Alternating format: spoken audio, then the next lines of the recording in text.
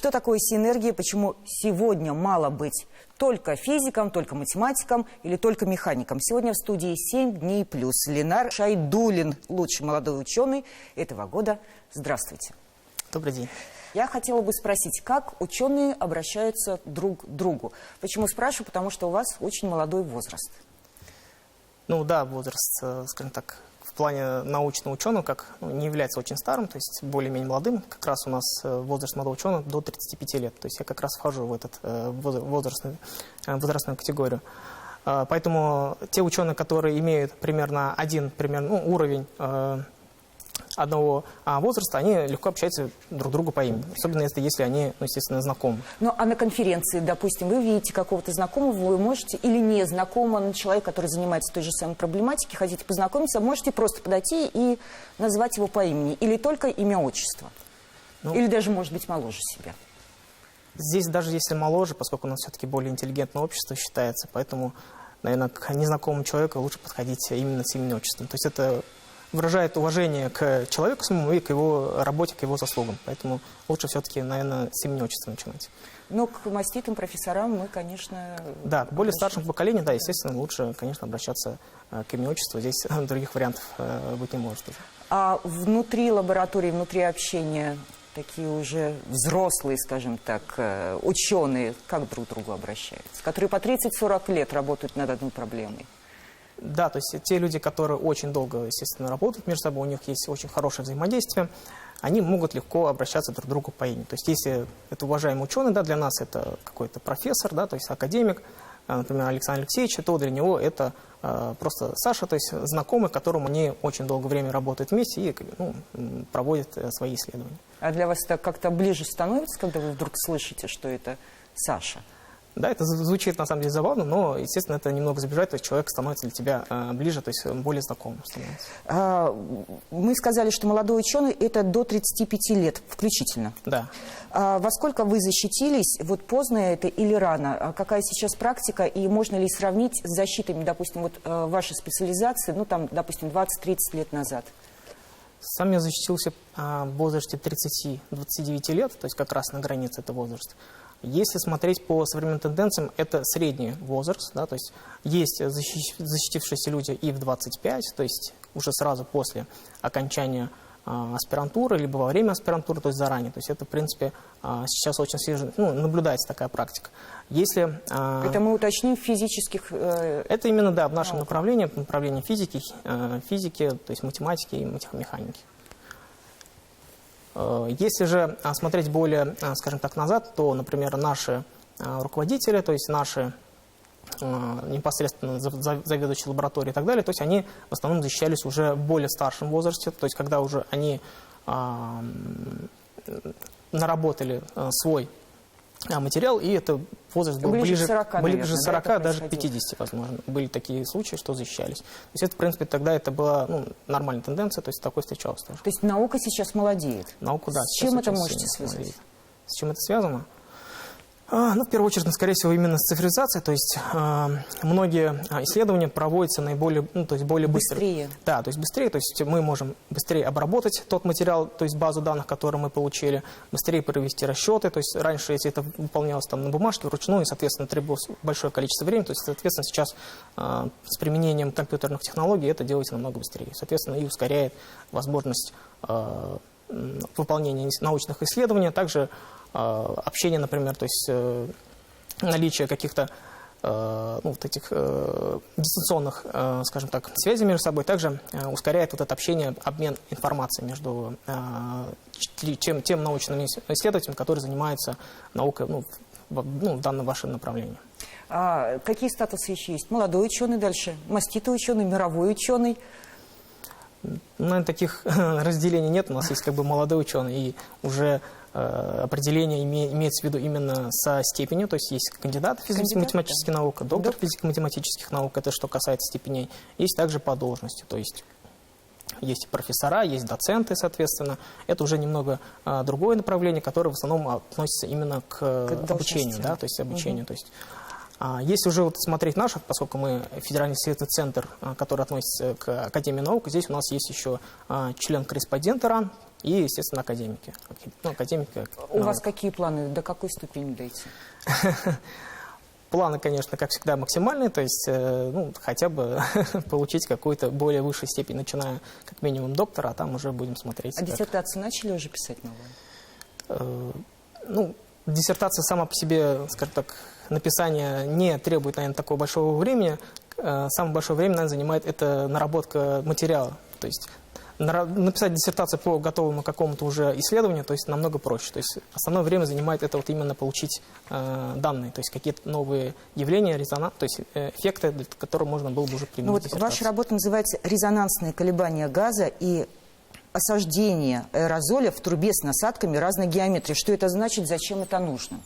И сколько ждать результата для написания диссертации то же самое? Ну, здесь следует понимать, что данная тематика, которая здесь связана с резонансным колебанием газа осаждения аэрозоля, она в первую очередь, скажем так, была доложена и была рассказана в рамках лучшего молодого ученого, да, который проводится в Федеральном исследовательском центре Российской академии наук, который, скажем так, при инициативе Совета молодых ученых и поддержки дирекции ФИЦа, да, то есть, которую проводится 5 лет. И вот оно включало именно те исследования, которые проводились за последние 2 года. То есть это очень узкий какой-то диапазон исследований, которые, скажем так, входят именно в мой грант, то есть который я являюсь руководителем при РНФ, да, и он как раз вот охватывает эту узкую часть.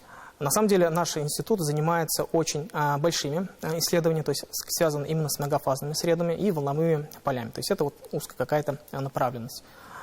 Где это можно применить? Ну, в первую очередь, например, это в экологии, то есть можно начать с того, что существует, то есть промышленность, да, то есть, которая очень сильно наносит вред экологический. То есть вредные выбросы, это ТЭЦ, это градирование различного вида.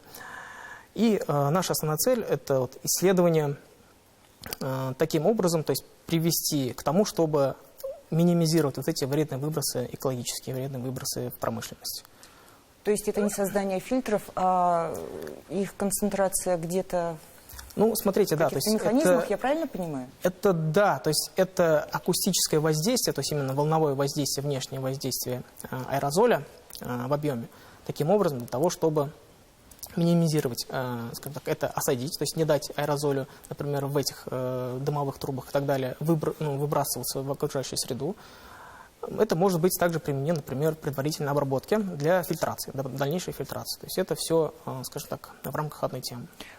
А сколько может пройти времени от, вот сейчас лаборатория у вас работает, до выхода, ну, условно, в практику, до применения? Ну, обычно, на самом деле, это занимает много времени, то есть, начиная от исследований, да, более конкретных, и, соответственно, до приведения лабораторно, ну, это могут уйти года. То есть это все-таки очень долго, поскольку здесь также является важным аспектом, что есть способ, да, есть методика, есть технология. Да, то есть, и зависимо от того, какое именно направление мы пойдем, будет зависеть и время. То есть понятное дело, что технология от начала исследования НИОКР и так далее до использования его уже в промышленных целях, это уже занимает очень много времени. А конкуренты у вас в мире где-то есть в других лабораториях, в других странах, которые работают вот по этой же тематике? Да, здесь кого можно напомнить? Смотрите, если мы говорим про экологию и промышленность, здесь понятное дело, что в первую очередь приходит на ум, наверное, это Китай, да, то есть где вот этот знаменитый китайский смог, то есть это промышленная очень самая страна, где вот этот вопрос стоит очень остро. Соответственно, они вкладывают большие деньги и большие ресурсы на то, чтобы минимизировать вот этот смог. Но у нас есть отличие в том, что они в первую очередь борются с тем уже последствиями, да, то есть, которые они получили, то есть необходимо вот этот смог уже как-то убрать, фильтрировать. Мы же в первую очередь направлены предотвратить, то есть не превратиться, чтобы у нас не было как в Китае. Вопрос такой, опять же, вот сейчас вся наука, и фундаментальная в том числе, она направлена все-таки на практическое применение. То есть вот этот срок от открытия, условно, от эксперимента до воплощения, он должен быть коротким. И тогда наука получит деньги, да, на свои. Вот каким образом сейчас финансирование? Так ли это? происходит? То есть легко ли взять грант вот на ваше исследование? И что дальше? Вот вы провели исследование, написали работу. Через какое время и кто должен прийти и, условно, да, забрать вот эту вот папочку? Ну, смотрите, здесь какой момент. То есть по исследованию можно разделить на два основных направления. То есть первое – это когда ученые занимаются непосредственно фундаментальными исследованиями, другое – более прикладными исследованиями. То есть мы в первую очередь занимаемся фундаментальными исследованиями, поскольку у нас, например, финансирование идет Российский научный фонд, то есть он как раз финансирует в первую очередь фундаментальные исследования. Эти исследования, скажем так, исследования ради исследований, да, то есть, ну, если уж совсем утрировать. Прикладные же здесь это хоздоговора, это НИОКРы, соответственно, здесь ученый, наверное, конкретно знает, с какой фирмой он работает и какие результаты надо получить. Здесь, естественно, вот этот промежуток между реализацией и... То есть он получает тех заданий изначально? Да, то есть у него есть готовые тех заданий, которые он, в принципе, изначально знает, то есть какие примерно результаты, какие данные он должен получить. Соответственно, у него реализация вот эта от исследования до вот этого практического применения уже намного короче. Естественно, фундаментальщина, то есть... скажем так, тот, кто исследовал, он, может быть, даже в результате не увидеть, скажем так, плоды своих трудов. То есть... Ну, это как с аппаратом МРТ, да, все-таки произошло. В 1913-м открыли, я выписала себе, была открыта теория ферромагнитного резонанса, а применение уже вот этого первого открытия произошло в 1975 году, когда был изобретен и запущен первый МРТ, то, что сейчас является, в общем-то, золотым стандартом медицины и для нас довольно обыденно.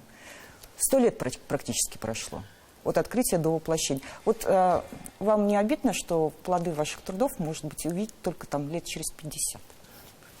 Ну, здесь, что касается именно МРТ, наверное, вот этого открытия, то здесь надо иметь в виду, что те исследования, которые были проведены в 20 веке, они все-таки, наверное, были проведены с точки зрения военной промышленности. Поэтому неудивительно, что через только полстолетия они смогли все-таки применить их в мирных целях.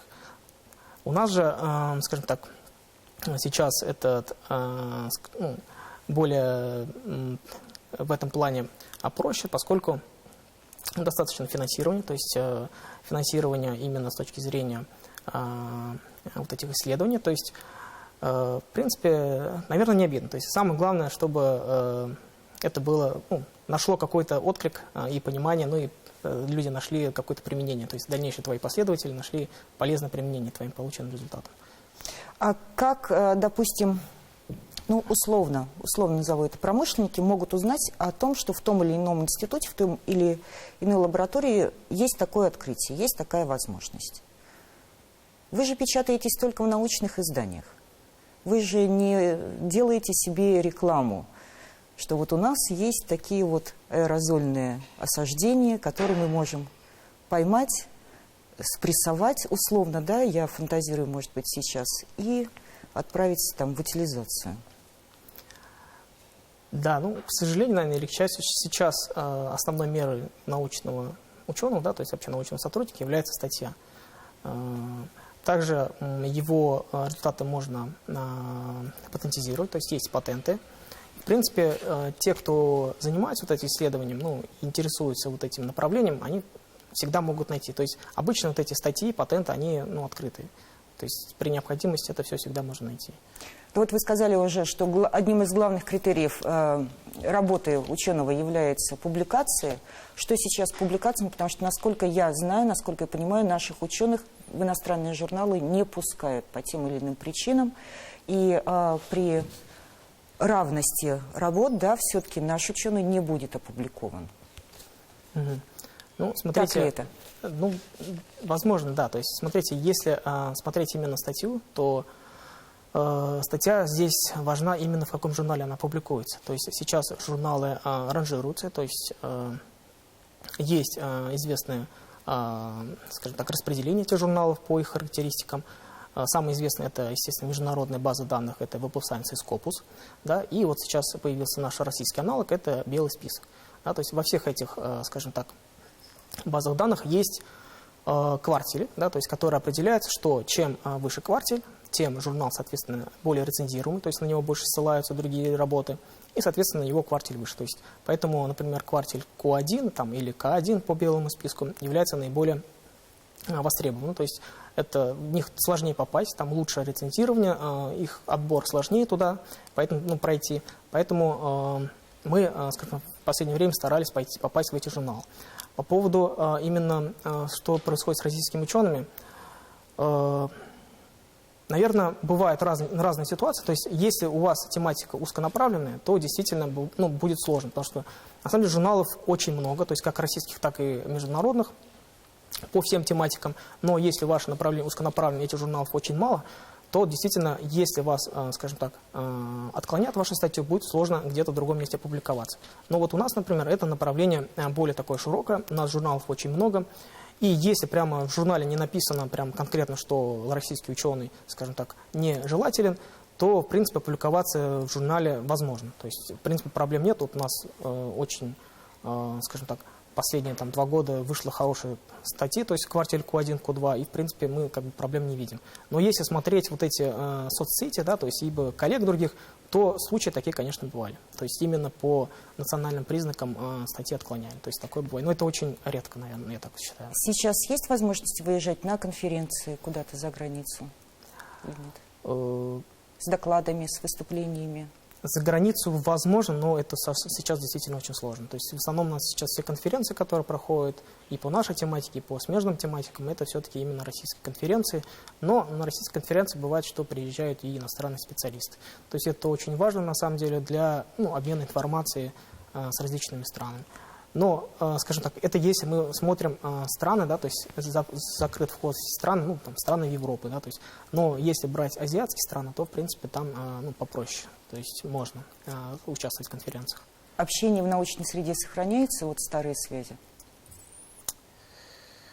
В большей степени, да. То есть очень мало, потому что ученые все-таки тоже такие творческие, скажем так, своеобразные люди, и они не особо, наверное, скажем так, предвзяты политически, поэтому больше смотрят именно на твои открытия. То есть если человек, иностранный специалист видит, что человек разбирается в этой тематике, и его, то есть ваша помощь ему нужна, он, в принципе, в этом плане спокойно обратится. То есть я в этом проблеме не вижу. Здесь, наверное, еще это что называется, одна кровь, одна порода, эта страсть к познанию, да, и общению с человеком, который с тобой на одной волне. Наверное, это тоже играет роль.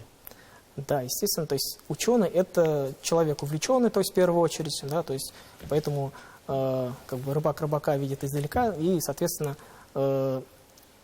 нет каких-то предрассудков в этом плане, и происходит хороший обмен, то есть полезный обмен между этим ученым. Вы сказали, люди науки довольно специфические, и всплывают картины, извините, таких немножко взбалмошных ученых, профессоров. Люди науки, они одержимы идеей? Можно сказать, что они одержимы познанием, идеей, мыслями? И сколько времени в сутки ваша голова занята разной геометрией насадок и осаждением аэрозолей? Как здесь можно сказать? То есть действительно, на самом деле, ученый для того, чтобы заниматься наукой, в первую очередь, да, должен быть именно одержимым, именно увлеченным своим занятием, которым он занимается. То есть, причем он это делает постоянно. То есть, например, я люблю это часто говорить, есть такие работы, где ты закрыл офис, да, то есть ушел домой, и, соответственно, ты за этот вечер можешь ни разу не вспомнить о работе. Но, к сожалению, наука, или к счастью, не такой предмет, да, то есть ты постоянно в ней, то есть утром, вечером, то есть какие-то новые, скажем так, и даже во сне, наверное. Да, и даже во сне тебе снятся различные формулы, какие-то интересные эксперименты, то есть ты постоянно, то есть в идее своей, то есть ты постоянно пытаешься какой-то обработать результаты, скажем так, улучшить какие-то полученные данные. То есть поэтому в этом плане, конечно, у нас нету каких-то праздников, выходных, то есть мы постоянно работаем. Мы еще творческие люди, поэтому нам, помимо, естественно, научных работ, у нас много других каких-то нагрузок, да, то есть это есть преподавание, то есть, понятное дело, со студентами работа, если это то есть какая-то административная, возможно, работа, это написание отчетов, документов там и так далее, это тоже очень много времени занимает. Но, естественно, самое главное, это написание статей, участие в конференциях, конкурсах, и все это требует большого количества времени, то есть и подготовки, и наработки результатов и так далее. Поэтому у нас бывают такие случаи, даже, что мы специально просим разрешения, да, доступ в лабораторию или на рабочее место в выходные или праздничные дни для того, чтобы закончить. Потому что у нас везде сроки, да, то есть и надо в них как бы вместиться. Поэтому. Ленар Ринатович, немножечко о себе. Как вы в науку попали? Что это было? Это был путь предопределенный или нет? Что повлияло? Не сказать, что это прямо предопределенный путь, то есть он был, естественно, сложный, то есть были моменты, где я, скажем так, и не задумывался, да, заняться определенной наукой.